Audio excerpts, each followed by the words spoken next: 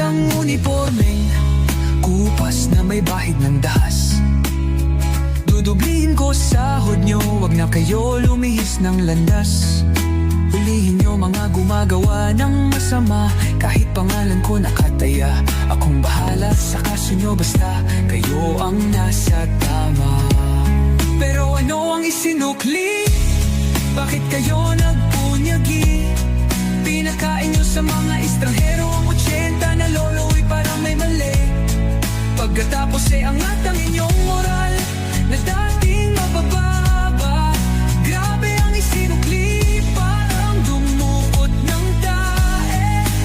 Tapos nilagay sa kamay, sabay sampal sa kanyang mukha. Mahal ko ang Pilipinas, di ako papapi. Ipinanganak ako sa bayang mapagtimpi.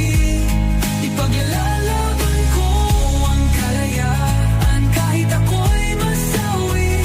Sisigatin ang araw, muli tayo magsasamang nakangiti.